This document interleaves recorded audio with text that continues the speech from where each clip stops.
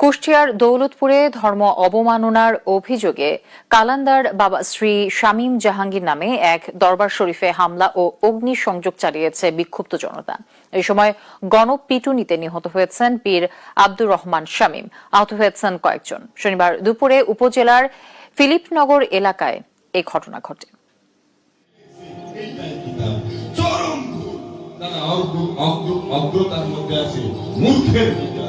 কুষ্টিয়ার দৌলতপুরের শ্রী শামীম জাহাঙ্গীর দরবার শরীফের পীর আব্দুর রহমান শামীমের ধর্ম নিয়ে মন্তব্যের একটি ভিডিও সম্প্রতি ছড়িয়ে পড়ে সামাজিক মাধ্যমে। তার বক্তব্যে ধর্ম অবমাননার অভিযোগ তুলে ক্ষুব্ধ হন স্থানীয়রা। এ নিয়ে উত্তেজিতরা শনিবার দুপুরে জড়ো হন পীর শামীমের আস্তানার সামনে। চালানো হয় হামলা, ভাঙচুরের এক পর্যায়ে আগুন ধরিয়ে দেওয়া হয় আস্তানায়। এ সময় গণপিটুনিতে নিহত হন পীর আব্দুর রহমান শামীম, আহত হন তার কয়েকজন অনুসারী। উপর থেকে শুনতে পাই অনেক মানুষের শোরগোল। কিছুক্ষণ পরে দেখছি যে একদম ভাঙচুর হচ্ছে নিচে। ফেসবুকে আমি শুনলাম নাকি ফেসবুকে নাকি কি স্ট্যাটাস দিছে, এই স্ট্যাটাসকে কেন্দ্র করে মানুষ উত্তেজতা, জনতা, এগুলি ঘটনাটা ঘটেছে। বিক্ষুব্ধদের অভিযোগ, দীর্ঘদিন ধরে কথিত পীর শামীম দরবার শরীফের আড়ালে অসামাজিক কর্মকাণ্ড সহ ধর্ম অবমাননা করে আসছিল।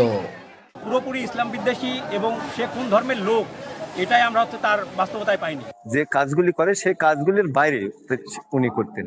উনি কখনো খ্রিস্টানের কাজ করতেন, কখনো হিন্দুর কাজ করতেন। এইখানে যেসব কার্যকলাপ হয়, প্রতিদিন মাগরিবের আজান হয় ইসলামের ধারা মোতাবেক, আর এইখানে শুরু হয় হচ্ছে ঢাকঢোল পিটানো। পুলিশ বলছে এ ধরনের ঘটনা কাম্য নয়, জড়িতদের শনাক্তে কাজ করছে আইন শৃঙ্খলা বাহিনী। আটক নেই, মামলার বিষয়ে আমরা তাদের আত্মীয় স্বজন, তার ভাই আছে এখানে, কি যেন ভদ্রলোকের নাম বলেন, উনি প্রাইমারি স্কুলের শিক্ষক ছিলেন, এই পাশেই থাকেন উনি। ওনার সাথে আমার কথা হয়েছে, ওনারা এজাহার দিবেন। আপনার সাথে আমার মতের ভিন্নতা থাকতে পারে, কিন্তু আপনি আমার সাথে মতের অমিল হলে আপনি আমাকে আঘাত করবেন, মেরে ফেলবেন, এই মেসেজটা যেন আপনাদের কাছে ক্লিয়ার থাকে, এটা আপনি করতে পারেন না। বর্তমানে ঘটনাস্থলে মোতায়েন রয়েছে পুলিশ। নাহিদ হাসান তিতাস, দেশ টিভি, কুষ্টিয়া।